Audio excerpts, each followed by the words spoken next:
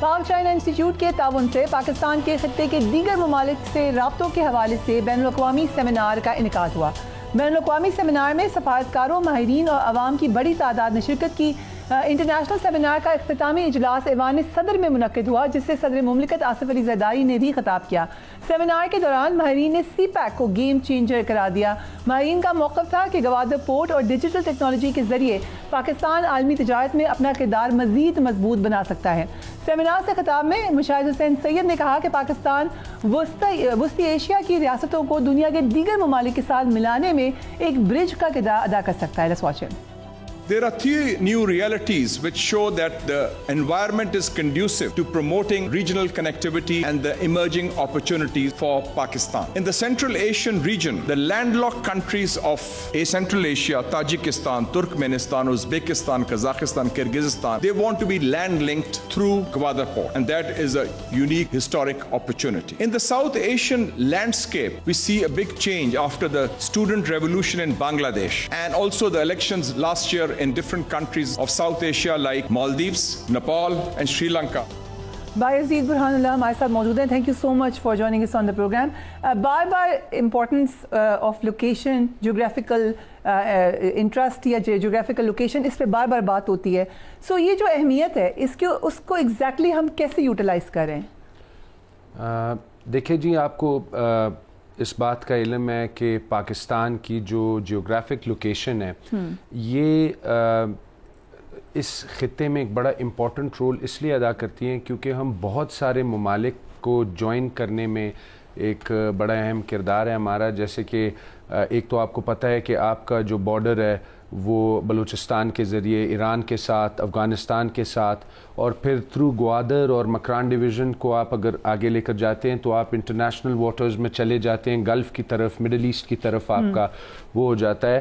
اور اس کی برعکس جب آپ نارتھ کی طرف آتے ہیں تو جی بی کے تھرو آپ لنک اپ پھر ہوتے ہیں افغانستان کے ساتھ، and through the Wakhan corridor آپ پھر چلے جاتے ہیں سینٹرل ایشیا کی طرف، اور آپ کا پھر جی بی سے چائنا کی طرف وہ ہو جاتا ہے. تو یہ جو جیوگرافک لوکیشن ہے یہ اس میں جو حاضر وقت کے دوران ابھی جو موقع کی ایک نیڈ آف دا ڈے بن گیا ہے کہ central Asia wants to reconnect. مطلب جو رشیا سے، جو یو ایس ایس آر سے ملک ٹوٹے اور آج وہ خود ایک بہت بڑی اکانومیز بن گئی ہیں، ان کے لیے پاکستان وہ لینڈ لاکڈ ہیں، ان کے پاس اپنے کوئی سمندری راہ نہیں ہے کہ وہ لوگ اپنے کچھ اقتصادی راستہ ہو یا کچھ ہو، تو اس کے لیے پاکستان از the only way out.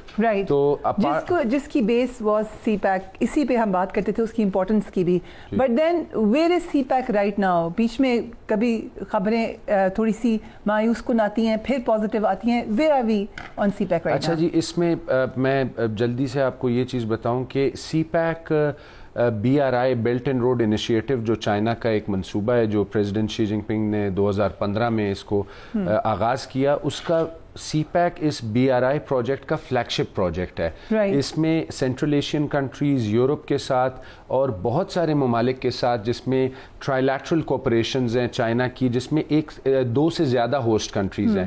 C pack اپنی نوعیت کی خاصیت اس لیے اس کی خصوصیت ہے کہ یہ چائنا اور پاکستان کے درمیان میں یہ دو واحد فریقین ہیں کہ جس کی یہ کوریڈور ہے. تو ایک تو یہ آپ کو پتہ لگ گیا کہ چائنا کے لیے سی پیک اہم کیوں ہے، کیونکہ انہوں نے اپنے ایک اتنے ملٹی ٹریلین ڈالر منصوبے کا فلیگ شپ پروجیکٹ سی پیک کو بنایا. ٹھیک ہے. جو دوسری بات آ جاتی ہے کہ پاکستان میں ہم سی پیک کس حوالے سے امپورٹنٹ ہے.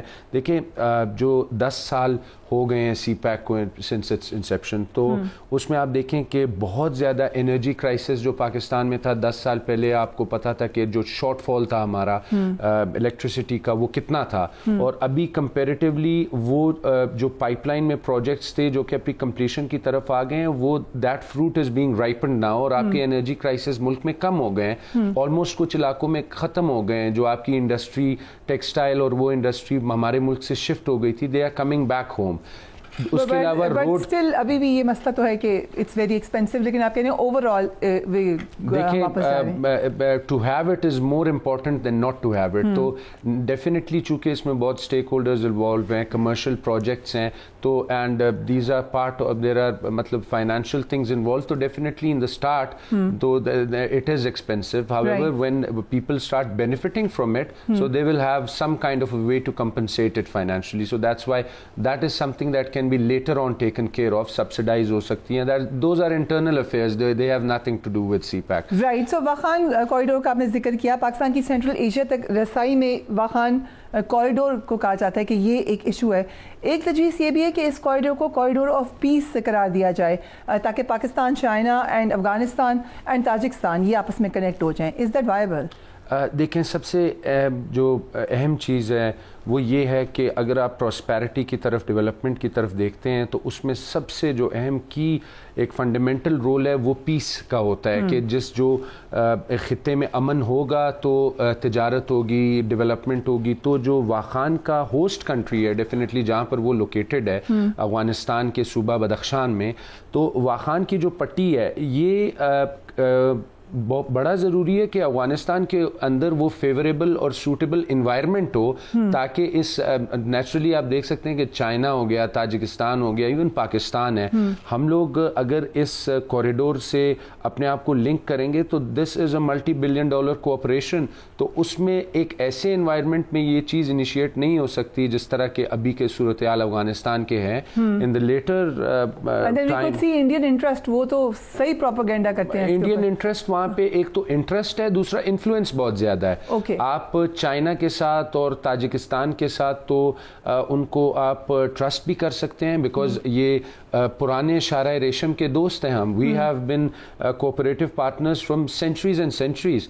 ہاؤیور افغانستان کے اندر جو جتنا انڈین انوالومنٹس ہے, جتنا انڈیا وہاں پہ پاکستان کے خلاف جو منصوبے بنتے ہیں, جو کچھ بھی ہوتا ہے, اس کا ایپی سینٹر افغانستان ہوتا ہے. تو آئی بلیو کہ اگر ہم اس کوریڈور کو, اس معاملات کو نہ صرف ہم بلکہ چائنا بھی اور Tajikistan itself and Afghanistan, part of Afghanistan اور the people who want to benefit from that, وہ سب کچھ یہ سمجھتے ہیں کہ اس میں جو انوالومنٹس ہیں دوسرے ممالک کی, اگر یہ صرف یہ کوپریشن ہم 4 ممالک کے بیچ میں ہوگی تب اس میں بینیفٹ ہوگا. اگر افغانستان کے حالات اس طرح سے رہیں گے تو یہ مشکل ہے, یہ ہمارے لیے نعمت سے زیادہ زحمت بن سکتی ہے. بار بار importance of location, geographical interest یا جیوگرافیکل لوکیشن, اس پہ بار بار بات ہوتی ہے.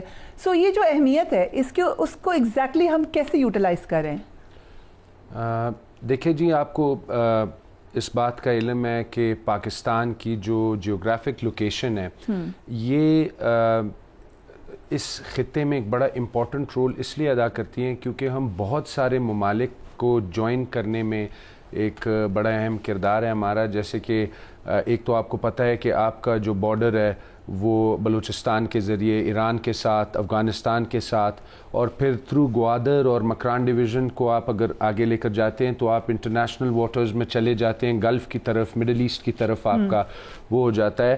اور اس کی برعکس جب آپ نارتھ کی طرف آتے ہیں تو جی بی کے تھرو آپ لنک اپ پھر ہوتے ہیں افغانستان کے ساتھ, and through the Wakhan corridor آپ پھر چلے جاتے ہیں سینٹرل ایشیا کی طرف, اور آپ کا پھر جی بی سے چائنا کی طرف وہ ہو جاتا ہے. تو یہ جو جیوگرافک لوکیشن ہے یہ اس میں جو حاضر وقت کے دوران ابھی جو موقع کی ایک نیڈ آف دا ڈے بن گیا ہے کہ central Asia wants to reconnect. مطلب جو رشیا سے, جو یو ایس ایس آر سے ملک ٹوٹے اور آج وہ خود ایک بہت بڑی اکانومیز بن گئی ہیں, ان کے لیے پاکستان وہ لینڈ لاکڈ ہیں, ان کے پاس اپنے کوئی سمندری راہ نہیں ہے کہ وہ لوگ اپنے کچھ اقتصادی راستہ ہو یا کچھ ہو, تو اس کے لیے پاکستان از دا اونلی وے آؤٹ.